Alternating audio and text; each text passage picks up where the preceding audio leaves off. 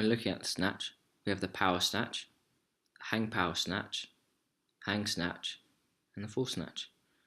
As you can see here, there's differences in between each one, and this difference comes from where the bar starts and the bar ends.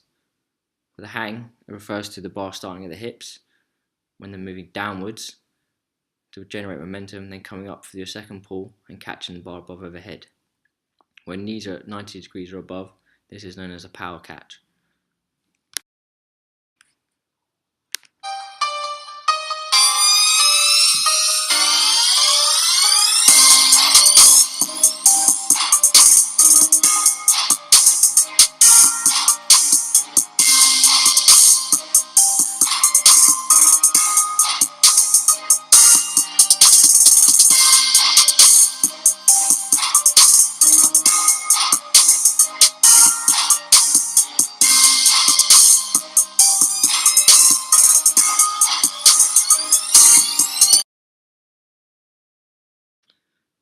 The first thing we'll look at is the starting position.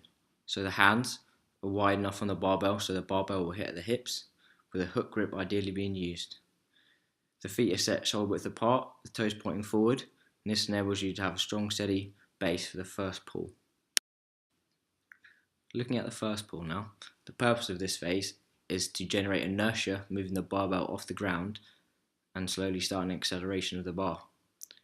With the first pull, we look to have the weight evenly distributed towards the whole foot, allowing for good control and balance, so we can use ground force reactions as necessary to move heavier weights effectively and efficiently. The shoulders need to be over the bar with the upper back tight. In this way, this stops the hips from shooting up too quickly.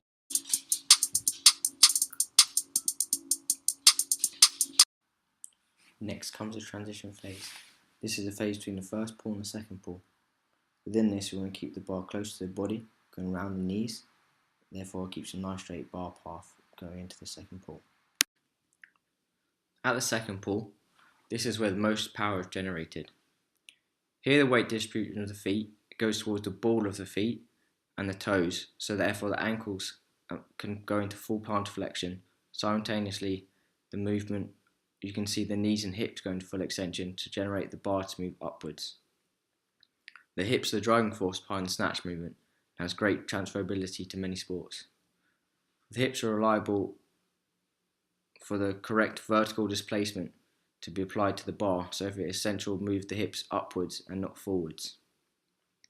The knees must not be straight until the second pull is complete. This is to activate the strength shortening cycle of the quads, and it can be utilised to reduce the force in the second pull. Following the second pull comes a turnover of the bar. With the turnover, I like to think about the shrug being pulled up and back, keeping the bar from moving forward after contact with the hips. This will also keep the bar close to the body.